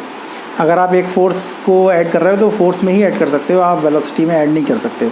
तो ऑब्वियस है जब फोर्स को फोर्स में ऐड कर रहे हो एक नया फोर्स मिलेगा। ठीक, तो हमने कहा कि चलो ये जो नया फोर्स है वो कुछ उसका नाम F है, लेकिन अभी बात पूरी नहीं हुई। बात क्या पूरी नहीं हुई, हमें ये बताना ज़रूरी है कि जो F है उसका डायरेक्शन क्या है और F जो है उसकी मैग्नीट्यूड क्या है। अगर हम ये बात बता पाए तो इसका मतलब ये हुआ कि हमने पूरी बात समझी और पूरी बात की। ठीक, तो हमें सिखाया गया triangle law of vector addition. क्या होता है triangle law of vector addition, तो वही जो सबसे पहला एग्जाम्पल हमने लिया था उसके हिसाब से हम करेंगे। कैसे, तो F1 को ईस्ट में लगा हुआ था, पहले अपना भैया ईस्ट वेस्ट नॉर्थ साउथ हम लिख लें। ईस्ट ये हो गया और नॉर्थ ये हो गया, वेस्ट ये हो गया, साउथ ये हो गया। तो ये 3 यूनिट था ना, तो 1 हम मान लेते हैं 1 centimetre is equal to 1 newton, 2 3, तो ये हो गया 3 न्यूटन। ये कौन सा फोर्स हो गया, F1। कैसे पता F1 हो गया, इसकी यूनिट कितनी है, 3 न्यूटन। किधर लग रहा है, ईस्ट में हो गई। अच्छा, दूसरा वेक्टर क्या है, 4 न्यूटन और नॉर्थ में लग रहा है। अब ये जो 4 न्यूटन है नॉर्थ में जो लग रहा है ये कहीं भी हो सकता है, ये यहाँ भी हो सकता है, यहाँ भी हो सकता है, यहाँ भी हो सकता है, कहीं भी हो सकता है, लेकिन हम इन सबको नहीं लिखेंगे क्योंकि हमसे रिजल्टेंट पूछा है। और रिजल्टेंट निकालने के लिए क्या करना है, हमें एक वेक्टर को दूसरे वेक्टर के हेड, एक वेक्टर की टेल को दूसरे वेक्टर की हेड पे रखना है। और हम पहले ही बात कर चुके हैं कि किसी की भी हेड और किसी का भी टेल हम निकाल लें, आंसर हमारा वही आने वाला है। ठीक है, चलो देखते हैं। तो हमने ये, अब इसकी इत्तेफाक है कि F1 इस डायरेक्शन में है, इसका हेड यहाँ पे है, तो टेल दूसरा वाला 4 यूनिट का होगा। तो 4 यूनिट कैसे निकालोगे, यहाँ से यहाँ तक एक वेक्टर खींच दो, 1 2 3 4, तो ये 4 यूनिट का हमारा दूसरा फोर्स हो गया। तो हमने क्या बताया था, पहले वेक्टर का हेड और दूसरे वेक्टर का टेल मिलाओगे, उसके बाद जो पहले वेक्टर की टेल को दूसरे वेक्टर के हेड से मिलाओगे तो आपका रिजल्टेंट मिलेगा। इन दोनों का रिजल्टेंट क्या है, F, तो इसलिए मैंने यहाँ पे F लिख दिया। अब क्या बचा अभी हमें ये नहीं पता कि F का मैग्नीट्यूड कितना है, लेकिन हमने अभी सीखा है कि F किसी वेक्टर का मैग्नीट्यूड किसके बराबर होता है, किसी वेक्टर का मैग्नीट्यूड उस वेक्टर को रिप्रेजेंट करने वाले एरो की लेंथ के बराबर होता है। ठीक, तो अगर हमें इस एरो की लेंथ मिल जाए तो हमारा काम हो जाएगा। तो अगर ये O था, ये P था और ये Q था, तो ध्यान से देखो ये एक राइट एंगल ट्राइंगल है, और राइट एंगल ट्राइंगल की एक प्रॉपर्टी होती है, क्या प्रॉपर्टी होती है कि उसमें कर्ण का स्क्वायर यानी हाइपोटेनस का स्क्वायर उसके परपेंडिकुलर के स्क्वायर प्लस बेस के स्क्वायर के बराबर होता है। ये हम पता है पाइथागोरस थ्योरम से।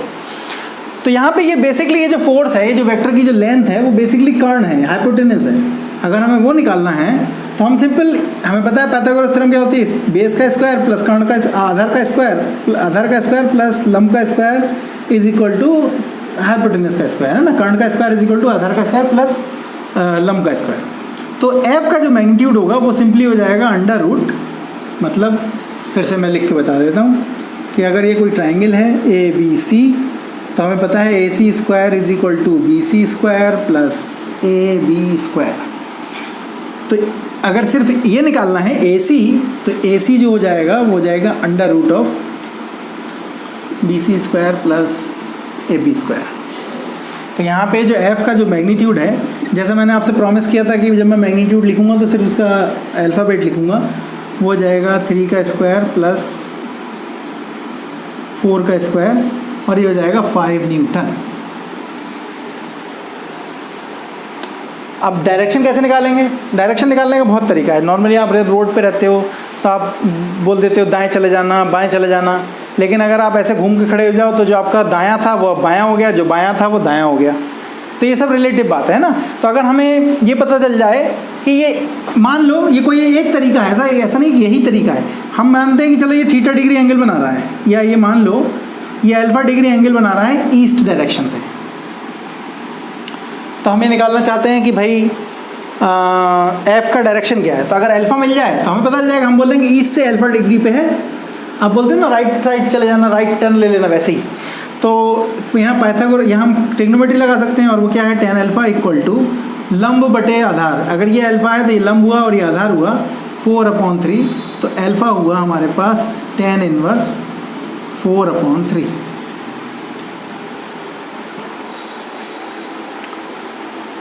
ठीक है, यहाँ पे लिख देता हूँ मैं इसको। यहाँ से आया alpha equal to tan inverse 4/3। तो अब क्या पता चला इससे?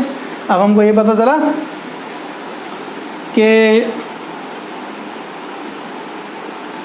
जो F1 और F2 का जो रिजल्टेंट है वो 5 न्यूटन का है, और ईस्ट से tan इनवर्स 4/3 के उस पे है। ठीक है, ठीक है ना। तो बात हमें समझ में आ गई। तो हमने कुछ नहीं किया अभी तक। हमें जो triangle law of vector addition सिखाया गया था, उस triangle law of vector addition के बेसिस पे हमने दो वेक्टर को ऐड करके देखा। ये अब पॉइंट क्या है कि ये बहुत स्पेशलाइज केस था कि दो वेक्टर थे, एक दूसरे से परपेंडिकुलर थे, तो क्विकली आंसर निकाल पाए हम। मान लो ये ऐसा नहीं होता, ये थोड़ा सा और कॉम्प्लिकेटेड क्वेश्चन होता, तो क्या होता, मान लो ये ऐसा ना हो के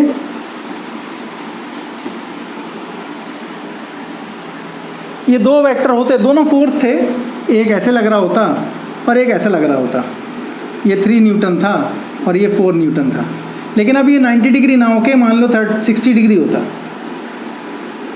तो अभी भी ऐसा नहीं है कि आप आंसर नहीं निकाल पाते, आप आंसर निकाल लेते।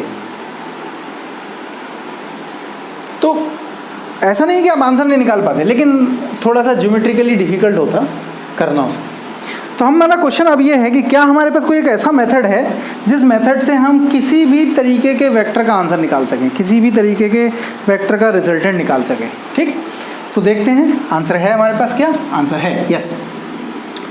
तो अब हम ये बोल रहे हैं कि अगर हमारे पास दो वेक्टर का एडिशन हमें मिला है, r = a + b का वेक्टर का जो एडिशन है वो r है, तो क्या हम कोई जनरल फार्मूला ऐसा निकाल सकते हैं जिस नए जनरल फार्मूले से हम r का मैग्नीट्यूड और r की डायरेक्शन निकाल पाएँ? आप लोग जानते हो इसको पहले से, लेकिन हम फिर भी एक बार करके दिखाते हैं। तो हमारा जो डायग्राम है वो तो बहुत जैसा पहले हमने बनाया था वैसा का वैसा ही डायग्राम है कि दो वेक्टर हैं, एक ये है a और दूसरा वेक्टर ये है,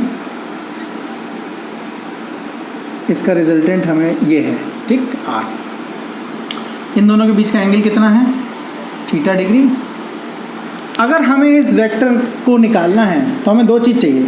एक तो हमें ये पता चल जाए कि इस वेक्टर की लेंथ कितनी है, तो इसका मैग्नीट्यूड मिल जाएगा, यानी वो किसका मैग्नीट्यूड होगा, a और b को जब ऐड करके जो वेक्टर आया उसका मैग्नीट्यूड। दूसरी चीज़, अगर मैं इसकी बोलता हूँ कि r जो है वो a से अल्फ़ा एंगल बना रहा था, तो मैं अल्फ़ा बता दूं तो हो जाएगा। अब आप पूछ सकते हो कि सर आप बार बार a से ही क्यों ले रहे हो? नहीं, ऐसा कोई बात नहीं है, आप b से भी ले सकते हो, बस उसका फार्मूला थोड़ा सा डिफरेंट हो जाएगा। जब हम इस तरीके से कर रहे हैं, इसका जो भी फार्मूला आएगा, आपको पता है क्या फार्मूला आएगा।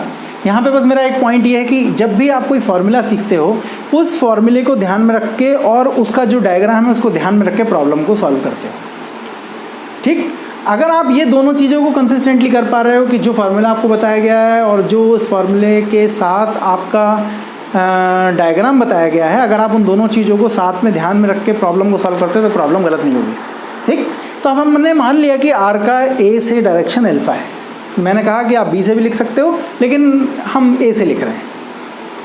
तो अगर ये वेक्टर की लेंथ मिल जाए तुम्हें, तो तुम्हारा आर का मैग्नीट्यूड मिल जाएगा। ठीक है, तो चलो इसे कुछ कुछ लिख लेते हैं। इसे लिख देते हैं ओ पी एस। ठीक है, अब आपको पता है कि ओ पी किसके बराबर है? ओ पी की जो लेंथ है वो वेक्टर ए के मैग्नीट्यूड के बराबर है, और ओ ए पी एस की जो लेंथ है वो वेक्टर बी के मैग्नीट्यूड के बराबर है। मान लो मैं यहाँ से एक परपेंडिकुलर ड्रॉ करता हूँ, यानी कि 90 डिग्री। तो अगर ये थीटा है और ये साइड अगर इसकी लेंथ बी है, तो ये वाली जो साइड होगी वो हो जाएगी बी साइन थीटा। कौन सी वाली? ये वाली। अगर मैं इसको टी लिखता हूँ, इस पॉइंट को यहाँ पे, तो ये पी टी जो हो जाएगा वो हो जाएगा बी कॉस थीटा। एकदम सिंपल है, आप ट्रिग्नोमेट्री लगाओ, आपको पता है ये एंगल थीटा है, ये वाला एंगल थीटा है, और आप अपना सिंपल ट्रिग्नोमेट्री में साइन थीटा कॉस थीटा लगाओ और देख लो परपेंडिकुलर किसके बराबर आएगा और देख लो कि बेस किसके बराबर आएगा। ठीक है, तो हमें क्या क्या पता चला? ओ एस जो है वो किसके बराबर है? वेक्टर आर के मैग्नीट्यूड के बराबर है, और वेक्टर आर कितना है? ए प्लस बी के बराबर है ना। तो ओ एस जो है वो बराबर है वेक्टर आर के मैग्नीट्यूड के। पी टी किसके बराबर है? पी टी बराबर है बी कॉस थीटा के, और ओ पी किसके बराबर है? वो बराबर है ए के। कैसे पता है ए के? क्योंकि मैंने बोला वेक्टर ए का मैग्नीट्यूड इसकी लेंथ से मिलेगा, और इसकी लेंथ कितनी है? O P. इसी तरीके से जो एस टी है वो हो जाएगा मेरा बी साइन थीटा। तो अगर मैं राइट एंगल ट्राइंगल को देखूं, कौन सा right angle triangle? Right angle triangle O T S. तो इसमें ये हुआ हाइपोटेनस ओ एस, इसको थोड़ी देर के लिए बेस मान लेता हूँ और इसको परपेंडिकुलर मान लेता हूँ। तो ये कितना हो जाएगा? O S square is equal to O T square plus T S का स्क्वायर। ओ एस किसके बराबर है? आर के बराबर, तो ये हुआ आर स्क्वायर। ओ टी किसके बराबर है? ओ टी बराबर है O P plus P T, यानी कि O P plus P T, और टी एस किसके बराबर है? बी साइन थीटा के बराबर। टी एस या एस टी जो भी बोलो, इसको एस टी कर लो कन्फ्यूजन हटाने के लिए। ये होगा बी साइन थीटा के बराबर। ठीक है, तो रख लो इसको भाई। R square is equal to O P कितना है हमारे पास? ए। पी टी कितना है? बी कॉस थीटा का whole square plus B sine theta का होल स्क्वायर। अब देखो ये ए प्लस बी का होल स्क्वायर है, जब ये ओपन होगा तो कितना आएगा? A square. ठीक, तो ए स्क्वायर लिख लो इधर। ये जब ओपन होगा तो कितना होगा? B square cos square theta. यहाँ पे पहले से B square sine square theta था, तो हमें पता है sine square theta plus cos square theta 1 होता है, तो बी स्क्वायर कॉमन आ जाएगा, तो यहाँ पे बचेगा कॉस स्क्वायर थीटा, यहाँ बचेगा साइन स्क्वायर थीटा, तो हो जाएगा बी स्क्वायर। और 2ab भी आता है, 2ab भी आएगा तो आएगा 2ab कॉस थीटा। ठीक है, तो यानी कि जो आर का मैग्नीट्यूड आया वो कितना आया? A square B square plus 2ab cos theta. ज़रा देखते हैं कि क्या हम जो निकाले हैं उसमें हमें सब चीज़ें पता है। क्या हमें ये पता है? यस। कैसे? क्योंकि हमें वेक्टर ए पता है। वेक्टर के पता होने का क्या मतलब है कि उस वेक्टर का मैग्नीट्यूड हमें पता है और उस वेक्टर का डायरेक्शन हमें पता है। तो ए पता है मतलब ए पता है, ए वेक्टर ए पता है मतलब ए का मैग्नीट्यूड पता है। बी पता है क्या? यस। बी का मैग्नीट्यूड भी पता है, यस। दोनों के बीच का एंगल पता है, यस। कैसे पता है? क्योंकि वो तो हमें पहले से पता था कि कौन कौन से वेक्टर दिए हुए हैं। जब हमें पता है कौन कौन से वेक्टर दिए हुए हैं मतलब हमें उनकी रिलेटिव डायरेक्शन पता है। थीटा क्या है? थीटा बी की डायरेक्शन है with respect to A, that is what is called relative direction. ठीक है, तो ये हो गया हमारा resultant of A plus B. ध्यान रखना ये वेक्टर फॉर्म है इक्वेशन की। ये क्या कह रहा है? Vector R is equal to vector A plus vector B. और ये क्या है? ये इस रिजल्टेंट का ये जो रिजल्टेंट वेक्टर आया उसका मैग्नीट्यूड है। क्यों? क्योंकि ये भी तो एक वेक्टर है, तो इसमें भी दो चीज़ें होंगी। क्या होंगी? एक मैग्नीट्यूड होगा, एक डायरेक्शन होगी। ठीक है, ये हमारे पास आर आ गया। अब अल्फा निकाल लें हम, तो देखते हैं अल्फा कितना आया।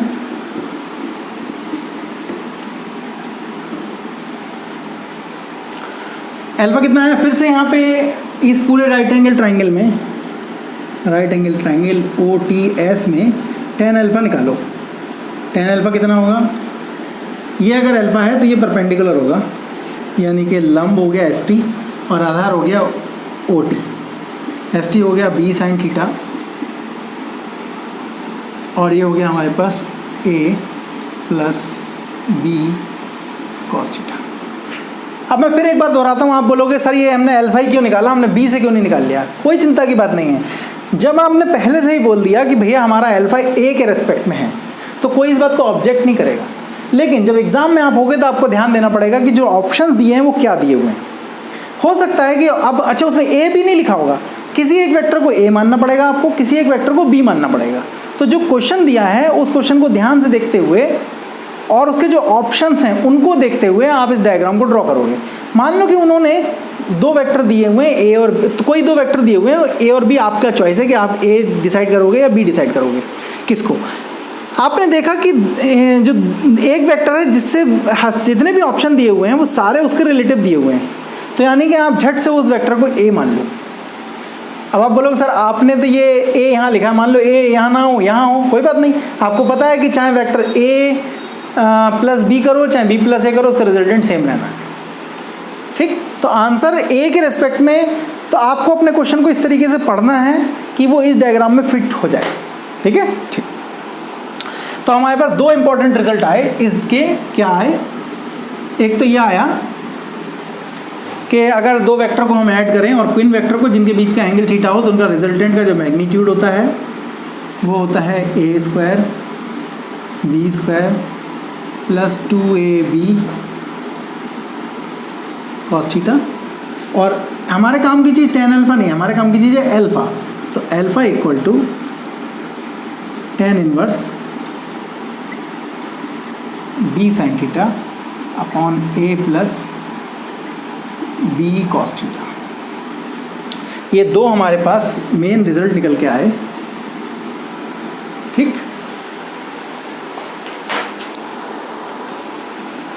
ठीक है, यहाँ तक की बात हम लोगों ने कर ली। अब हम इसे ज़रा डिफरेंट सिचुएशंस में इसको हम अप्लाई करके देखेंगे कि क्या हो रहा है, कैसा रिज़ल्ट आ रहा है, ठीक। चलो अब हम क्या करते हैं, अलग अलग केस डिस्कस करते हैं। क्या केस है? पहला case, vector A is parallel to vector B। What do we mean by vector A is parallel to vector B? मतलब वो दोनों सेम डायरेक्शन में होंगे, मैग्नीट्यूड उनका सेम होगा, हमें नहीं पता, लेकिन वो सेम डायरेक्शन में होंगे। तो इनके बीच का एंगल कितना हुआ देख लो। तो पैरेलल लाइन के बीच का एंगल कितना होता है? 0 डिग्री, ठीक है। तो इनका जो रिजल्टेंट आएगा वो कितना आएगा? वो आएगा √A square plus B square plus 2AB cos 0। और cos 0 कितना होता है? 1। तो ये हो गया A square plus B square plus 2AB cos 0 1 होता है। तो ये हो जाएगा A प्लस B। कैसे? इसको आप लिख सकते हो A प्लस B का होल स्क्वायर और अंडर रूट लेके लिखें। इसका मतलब क्या होगा? जब दो वेक्टर पैरेलल होंगे तो उनका जो रिजल्टेंट होगा उसके लिए आपको ज़्यादा मेहनत करने की ज़रूरत नहीं पड़ेगी। क्या होगा? आप उनके जो मैग्नीट्यूड है, इंडिविजुअल मैग्नीट्यूड है, उसको लो और उसको लेके डायरेक्ट जोड़ दो। ऐसे जोड़ दो जैसे आप स्केलर ऐड कर रहे हो। यही तो हो रहा है। A क्या था? A वेक्टर A का मैग्नीट्यूड था और B क्या था? B वेक्टर B का मैग्नीट्यूड था। मैग्नीट्यूड मतलब उनका जो स्केलर वैल्यू, तो आपने उसको डायरेक्ट ऐड कर लिया। क्या ये हमारी फिजिकल कंडीशन में फिट होती है? बिल्कुल फिट होती है।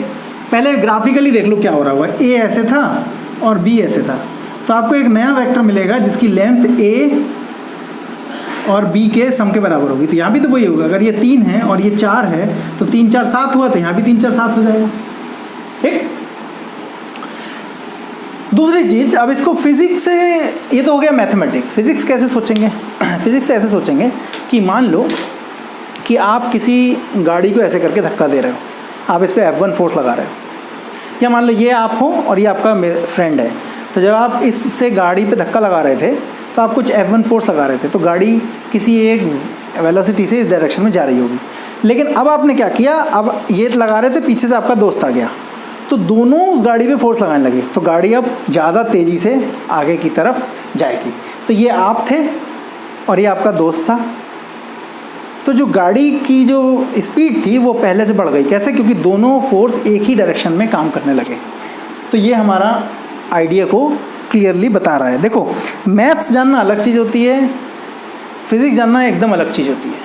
लेकिन ये बात सही है कि फ़िज़िक्स को जानने के लिए मैथ्स को जानना ज़रूरी है। ठीक, तो हमारा फोकस दोनों पे है। पहले हम फिज़िकल सिचुएशन क्रिएट कर रहे हैं, उसकी मैथमेटिक्स डेवलप कर रहे हैं, फिर उसको फिज़िक्स से कनेक्ट करके दिखा रहे हैं कि एक्चुअली वो कैसे हो रहा है। ठीक है, ये केस हो गया जब वो दोनों पैरेलल थे। चलो सोचो, वो दोनों अगर एंटी पैरेलल होंगे तो कैसे होगा? सॉरी, मैंने मिटा दिया, एक्चुअली उसी से काम हो जाता। मान लो A is parallel to minus B, तो मतलब ए इस डायरेक्शन में है और बी इस डायरेक्शन में है।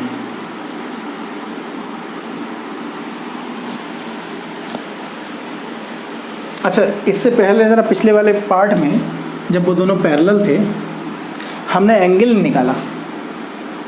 ए पैरेलल टू बी में हमने ये नहीं निकाला रिजल्टेंट का डायरेक्शन क्या होगा। हमने फिजिकली तो बताया कि सेम डायरेक्शन होगा, लेकिन हमने निकाल के नहीं दिखाया। तो निकाल दिखाते हैं। Alpha equal to tan inverse B sine 0।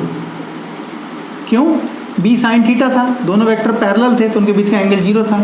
a plus B cos 0, sine 0 0 होता है और tan इनवर्स 0 भी 0 होता है, यानी कि अल्फा कितना आया? 0 डिग्री। यानी कि जो रिजल्टेंट होगा वो a से 0 डिग्री बना रहा होगा। a से 0 डिग्री बना रहा होगा मतलब एकदम एक ही डायरेक्शन में होगा। तो अभी वैसा ही हुआ जब आपने देखा कि आप थे और ये आपका दोस्त था, इन दोनों ने जब गाड़ी को पुश करना शुरू किया तो गाड़ी इसी डायरेक्शन में जा रही है, यानी कि जो इन दोनों का रिजल्टेंट है वो इसी डायरेक्शन में है।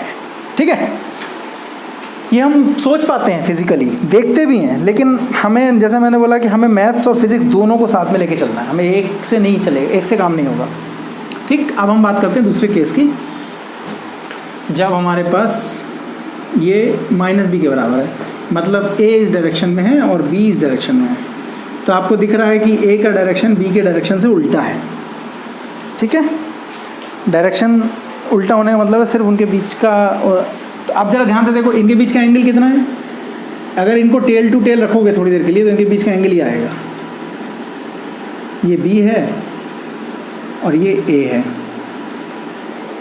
है ना। बस इसे ट्राइंगल वाले फॉर्मूले में लगा देते हैं। तो r कितना होगा? r होगा a square plus B square plus 2ab cos 180। एक बात ध्यान रखना, यहाँ माइनस मत रख देना, यहाँ माइनस मत रख देना, क्योंकि फिर तुम बोल रहे अरे सर ये तो उसका अपोजिट है। नहीं, अपोजिट है ज़रूर, लेकिन ये सिर्फ मैग्नीट्यूड है। b को जब तुम लिखते हो तो वो मैग्नीट्यूड होता है, उसका साइन से कोई मतलब नहीं होता है। तो कॉस 180 कितना होता है? -1। तो ये हो जाएगा a square plus B square minus 2ab। Remember, ये माइनस साइन यहाँ पे जो आया है वो इसलिए आया है क्योंकि cos 180 -1 के बराबर होता है। ये क्या हुआ? ये फार्मूला हुआ, ये a माइनस बी का फार्मूला भी हो सकता है और ये b माइनस a का फार्मूला भी हो सकता है। अब हम a माइनस बी भी लिख सकते हैं आंसर में और b माइनस a भी लिख सकते हैं, लेकिन हम लिखेंगे a माइनस बी क्योंकि a b से बड़ा है। ठीक, तो जो रिजल्टेंट आया वो आया हमारे पास a माइनस बी, इसको हम नहीं लिखेंगे। अब आप बोलो कैसे पता है ना, हमें दिख रहा है यहाँ पे। अगर दिया है एक वेक्टर 4 न्यूटन का है, दूसरा वेक्टर 3 न्यूटन का, तो हमें पता है कौन सा बड़ा है। यानी कि जो रिजल्टेंट आएगा उसको पॉजिटिव करने के लिए जो बड़ा है बड़े में से छोटे को घटा दो। इसका सबसे आसान तरीका होता है, इसको ऐसे लिख दो, a difference b। Difference b का मतलब है कि जो जिसमें से बड़ा था उसमें से घटा दो ऑटोमेटिकली। ठीक, अच्छा, इसमें अल्फा निकाल के देखें कितना आएगा। Alpha equal to tan inverse b sine 180 upon a plus b cos 180। Again sine 180 0 होता है तो अल्फा फिर 0 आया, और अल्फा किससे एंगल था? a से। तो यानी कि अभी भी रिजल्टेंट एक ही डायरेक्शन में होगा। लेकिन कैसे होगा, इधर ध्यान से देखो। तुम a थे, तुम इधर से पुश कर रहे थे इसको। ठीक, इधर से तुम्हारा दोस्त पुश कर रहा था, लेकिन वो कम फोर्स से पुश कर रहा था। तो ये किस डायरेक्शन में जाएगी? ऑब्वियसली जो बड़ा फोर्स है उस डायरेक्शन में जाएगी। मतलब वो बड़ा फोर्स कौन सा है? इस डायरेक्शन वाला, यानी कि वो इस डायरेक्शन में जाएगी। तो वही तो हो रहा है, a बड़ा था तो रिजल्टेंट एक ही डायरेक्शन में आया, ये देखो। और पॉजिटिव आया मतलब a माइनस बी, ये a था, ये ज़्यादा फोर्स से था और ये b कम फोर्स था, तो अब गाड़ी उधर खिसकेगी तो, लेकिन अब उतने फोर्स से नहीं खिसकेगी जितना a की वजह से था, वो a माइनस बी की वजह से खिसकेगी। ठीक है, तो ये हमारा कॉन्सेप्ट हुआ कि अच्छा दो वेक्टर्स को हम कैसे वो करते हैं। तो हमने क्या देखा कि अगर दोनों वेक्टर पैरेलल हैं तो उनका रिजल्टेंट a प्लस बी होता है, और अगर एंटी पैरेलल हैं तो उनका रिजल्टेंट a माइनस बी होता है। तीसरा एक स्पेशल केस हो सकता है, और वो क्या हो सकता है, वो हो सकता है कि हमारे पास a जो है परपेंडिकुलर है b के, है ना।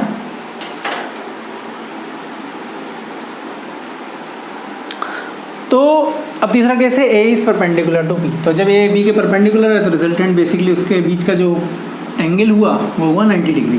तो रिजल्टेंट कितना हुआ, under root a square plus B square plus 2ab cos 90। cos 90 zero होता है तो सिर्फ इतना बचा, और मैं इसका डायरेक्शन कितना हुआ, alpha equal to tan inverse b sin 90 upon a plus B cos 90। तो sin 90 1 और cos 90 0, तो ये हुआ tan inverse b upon a। ठीक है, अब देखो ये कौन सा केस हुआ है, वही केस हुआ जो हमने फोर्स वाला लिया था। हमने क्या लिया था, हमारे दो फोर्स थे, एक इस डायरेक्शन में था 3 न्यूटन और इस डायरेक्शन में था 4 न्यूटन। तो इसको अगर मैं अपने डायग्राम से रिलेट करूँ तो ये a हुआ और ये b हुआ। ठीक है, तो ये रिजल्टेंट हुआ। तो रिजल्टेंट कितना आएगा, under root 3 square plus 4 square यानी कि 5। ध्यान से देखो, ध्यान से सोचो उसको, इसलिए उस केस में भी जो इसका रिजल्टेंट था 5 न्यूटन आया था। ठीक है, यानी कि हमारा फॉर्मूला हमारे जो ग्राफिकल मेथड था उससे काम कर रहा है। अच्छा, डायरेक्शन कितना आएगा, डायरेक्शन आएगा alpha equal to tan inverse b upon A. b कितना है 4 और a कितना है 3। कैसे बोल रहा हूँ मैं कि b 4 है, मैंने बोला ना कि जो मैंने जो मुझे क्वेश्चन दिया है उसे मैंने अपने फॉर्मूले के हिसाब से फिट कर लिया। मैंने इसे a मान लिया, इसे b मान लिया। ठीक, उस डायग्राम में भी जो पहले जब मैंने करके दिखाया था तब भी मैंने ऐसे ही दिखाया था। ठीक, तो मैं उसको एकदम सेम रखना चाह रहा हूँ। और जो मेरा रिजल्टेंट था वो मैंने किससे लिया था, पहले भी मैंने 3 से लिया था, और मेरा जो मैंने इसको डिराइव करते समय इसको अगर a माना है तो यहाँ पे रिजल्टेंट भी मैंने इससे लिया था। तो ये फार्मूला मैच कर रहा है, यानी कि ये फार्मूला हमारे ट्राइंगल ऑफ वेक्टर एडिशन के किसी भी एंगल को डील कर सकता है। ठीक है, चौथा केस देखते हैं। चौथा केस एक ऐसा हो सकता है कि दोनों वेक्टर हैं जिन दोनों वेक्टर का मैग्नीट्यूड इक्वल है। डायरेक्शन इक्वल है या नहीं हमें नहीं पता, लेकिन मैग्नीट्यूड इक्वल है। मतलब दो वेक्टर्स हैं, ये भी a है, इसका मैग्नीट्यूड a के बराबर है, ये वेक्टर b है लेकिन इसकी लेंथ बराबर है। ठीक है, वेक्टर भले ही पैरेलल ना हो लेकिन उनका मैग्नीट्यूड तो इक्वल हो सकता है। भाई एक मीटर की दो रॉड हो सकती है ना, तो वैसा ही बात है। तो इस केस में रिजल्टेंट कितना हो जाएगा, रिजल्टेंट हो जाएगा अंडर रूट, तो इसको ज़रा हम देख लेते हैं। ये थीटा था, a square plus b square होता है ना, लेकिन हम b स्क्वायर को भी a स्क्वायर लिखेंगे। क्यों, क्योंकि a b के बराबर है, प्लस 2a स्क्वायर, क्योंकि a इंटू a होता है तो a स्क्वायर हो गया और cos थीटा हो गया। इसको अगर तुम इसमें से 2 स्क्वायर कॉमन ले लो तो हो जाएगा 1 प्लस कॉस थीटा। कैसे पता, a स्क्वायर 2a स्क्वायर, यहाँ भी 2a स्क्वायर, यहाँ से कॉमन लोगे तो 1 प्लस इतना आएगा। अब ये 2a स्क्वायर हमें पता है 1 प्लस कॉस थीटा बराबर होता है 2 कॉस स्क्वायर थीटा बाई 2। इसको सॉल्व करोगे तो आएगा 2a कॉस थीटा बाई 2। ठीक है, और अल्फ़ा कितना आएगा, अल्फ़ा आएगा tan इनवर्स a, वैसे होता है b साइन थीटा लेकिन हम a लिख रहे हैं, b a साइन थीटा, और नीचे हो जाएगा a plus a sine theta, याद a कॉस थीटा।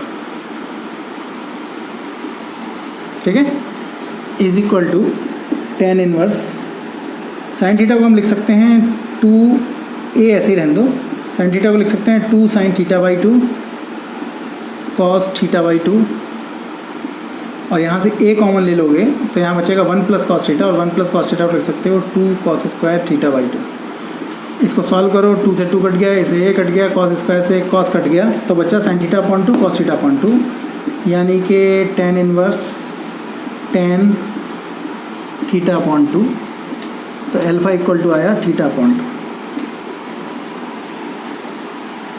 यानी कि अगर दो वेक्टर जिनका मैग्नीट्यूड इक्वल है तो उनका डायरेक्ट रिजल्टेंट अगर आपको लिखना है तो ये फार्मूले से आप लिख सकते हो। और यहाँ से पता चल रहा है कि रिजल्टेंट जो है वो उनके जो भी उनके बीच का एंगल था उसके हाफ के बराबर होगा। ठीक है, तो यहाँ से हमने सीख लिया। तो इस रिजल्ट को मैं इसलिए लिखवा रहा हूँ, कभी कभी ऐसा क्वेश्चन आता है जिसमें ये डायरेक्ट आप यूज़ कर सकते हो। एक एग्जांपल देख लो कि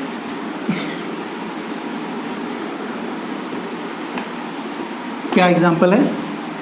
एग्जांपल ये है कि हमारा जो हाइड्रोजन मॉलिक्यूल है, हमारा जो वाटर मॉलिक्यूल है वो ऐसा होता है, इसमें एक इलेक्ट्रॉन यहाँ होता है, एक इलेक्ट्रॉन यहाँ होता है। मैं ऐसे बना रहा हूँ रफली, एकदम मत सोचना कि एकदम ऐसे ही होता है, क्योंकि गलत बना रहा हूँ मैं, थोड़ा सा गलत बना रहा हूँ। ये जो लोन पेयर ये इलेक्ट्रॉन होता है इसकी तरफ शिफ्टेड होता है, ये वाला इसकी तरफ शिफ्टेड होता है, क्योंकि इसमें ज़्यादा इलेक्ट्रोनेगेटिविटी होती है। ठीक, और यहाँ पे एक लोन पेयर होता है। तो क्योंकि इसकी इलेक्ट्रोनेगेटिविटी ज़्यादा होती है तो ये इलेक्ट्रॉन इस तरफ शिफ्ट हो जाता है थोड़ा सा, तो इस पर पार्शियल नेगेटिव आ जाता है इसकी वजह से, और यहाँ पे एक पार्शियल पॉजिटिव आ जाता है। यहाँ भी ऐसा ही होता है कि ये इलेक्ट्रॉन इधर शिफ्ट हो जाता है थोड़ा सा, यहाँ पार्शियल पॉजिटिव आ जाता है, यहाँ एक और नेगेटिव आ जाता है। मतलब इफेक्टिवली यहाँ पे 2 नेगेटिव होते हैं पार्शियल, और यहाँ 2 पॉजिटिव होते हैं। अगर हम इलेक्ट्रोस्टैटिक की बात करें तो ये एक डायपोल के बराबर हुआ, क्योंकि डायपोल माइनस चार्ज से प्लस चार्ज की तरफ होता है। यहाँ भी एक डायपोल के बराबर हुआ, और आपको पता है कि डायपोल एक वेक्टर क्वांटिटी होती है, और वो किसके बराबर होता है? चार्ज इंटू दोनों चार्ज के बीच की डिस्टेंस के बराबर होता है ना। P is equal to QL के बराबर होता है। अब ये भी P है, क्यों? क्योंकि इसकी जो चार्ज आया वो, और जो इसकी लेंथ है वो इसकी लेंथ के बराबर भी है, तो जितना चार्ज इन पे प्रोड्यूस हुआ उतना ही चार्ज इन पे प्रोड्यूस हुआ, और इनकी जो बॉन्ड लेंथ है वो सेम है। तो अब इसका नेट डायपोल मोमेंट निकालना है, तो कैसे करोगे? अच्छा, इनके बीच का जो एंगल होता है वो करीब 104.8 डिग्री होता है। बस सिंपल है, हम देख रहे हैं कि 2 वेक्टर हैं, वो एक दूसरे के इक्वल मैग्नीट्यूड में हैं, तो इनका रिजल्टेंट इनके बीच से कहीं से जाएगा, और वो कितना होगा? वो होगा 2p cos θ/2। यहाँ थीटा क्या है? थीटा ये है। एक ये p किसकी जगह लिखा है? a की जगह। ध्यान दो, पिछले वाले क्वेश्चन में हमने क्या किया था कि 2 वेक्टर थे a और b, दोनों का मैग्नीट्यूड इक्वल था, तो हमने वहाँ पे लिख दिया था 2a cos θ/2। तो ये एग्जाम्पल, ठीक है। अब एक बहुत इंपॉर्टेंट चीज़ पे आते हैं, और वो क्या है, ज़रा इसको समराइज़ करते हैं आज के रिजल्ट को, इसके बाद क्लास हम ऑफ करेंगे। पहला है कि 2 वेक्टर का रिजल्टेंट जो मैग्नीट्यूड है वो मैक्सिमम हो सकता है a प्लस b। कब जब a पैरेलल हो b के। दूसरा, ये मैक्सिमम हुआ, और r is equal to a difference b हो जाएगा जब a is anti parallel to b। Anti parallel मतलब एक इस डायरेक्शन में है तो दूसरा इस डायरेक्शन में है, और ये क्या होगा? मिनिमम के बराबर। तीसरा केस क्या हो सकता है कि r is equal to √a² plus b²। ये तब जब होगा जब a और b परपेंडिकुलर होंगे। तो यहाँ से हमने क्या सीखा कि triangle law of vector addition हमको जो फॉर्मुलेशन देता है वेक्टर्स का, वो इस तरीके से देता है कि रिजल्टेंट जो है मैक्सिमम से मिनिमम के बीच में कहीं होगा। ठीक है, यानी कि ये कब था? जब थीटा इक्वल टू 0 था, और ये कब था? जब थीटा इक्वल टू 90 डिग्री था, और ये कब, जब ये थीटा 180 डिग्री था, और ये कब था? जब थीटा इक्वल टू 90 डिग्री था। यानी कि जब एंगल चेंज होगा तो रिजल्टेंट चेंज होगा। ठीक, आप ज़रा ध्यान से देखो, ये करंट आया 3 एम्पियर, और ये आया 4 एम्पियर, और ये गया 7 एम्पियर। ये रिजल्टेंट जो है वो किसके हेल्प से आए हैं? Triangle law of vector addition की तरफ से। लेकिन यहाँ ऐसा कुछ नहीं हो रहा है, यहाँ एंगल कुछ भी रहने दो, रिजल्ट सेम रह रहा है। इसका मतलब ये हुआ कि करंट जो है triangle law of vector addition को फॉलो नहीं करता। जब current triangle law of vector addition को फॉलो नहीं करता, इसका मतलब वो वेक्टर क्वांटिटी नहीं है, it is behaving just like normal scalar number. तो फिर तो डायरेक्शन क्यों है? डायरेक्शन सिर्फ ये बता रही है कि पॉजिटिव चार्ज किधर चल रहा है और नेगेटिव चार्ज किधर चल रहा है। तो आज हमने क्या सीखा कि वेक्टर्स वो क्वांटिटी होता है जो जिनमें मैग्नीट्यूड होता है, जिनमें डायरेक्शन होता है, और वो triangle law of vector addition को फॉलो करते हैं। हमने आज ये भी सीखा कि अगर दो वेक्टर्स को हमें ऐड करना है तो उन वेक्टर्स को ऐड करने के लिए हमारे पास एक फार्मूला है, √a² + b² + 2ab cos theta, जो उसका रिजल्टेंट देगा, मतलब रिजल्टेंट का मैग्नीट्यूड देगा। और alpha = tan inverse b sin theta upon a + b cos theta, वो हमको देगा कि जो रिजल्टेंट है वो a से कितने एंगल पे है, मतलब किस डायरेक्शन में है। तो हमने आज के लिए सीखा। कल हम देखेंगे कि नेक्स्ट लेक्चर में हम ये देखेंगे कि हम दो वेक्टर्स को अगर ऐड कर रहे हैं, या दो वेक्टर को ऐड करना हमने सीख लिया, अब दो से ज़्यादा अगर वेक्टर्स हैं तो हम कैसे ऐड करेंगे, ये चीज़ हम कल के ये नेक्स्ट लेक्चर में हम लोग सीखेंगे। ठीक है, तो आप लोगों को ये लेक्चर कैसा लगा? जब हम आपको वीडियो भेजेंगे तो आप उस वीडियो को हमें कमेंट करके बताओ। क्या चीज़ आपको लगा कि हमने बहुत फास्ट कवर कर ली, क्या चीज़ आपको लगा कि हमने स्लो कवर कर लिया और उसको दोबारा कवर करना है, क्या चीज़ आपको समझ में नहीं आई, आप हमको मैसेज में भेजिए। जितना, क्योंकि हम लोग सामने से बात नहीं कर पा रहे हैं नेटवर्क इशू की वजह से, लेकिन जितना आप हमको फीडबैक दोगे उतना ही हम अपना क्वालिटी को इम्प्रूव कर पाएंगे। ठीक है, चलिए फिर अब नेक्स्ट लेक्चर में हम लोग मिलेंगे।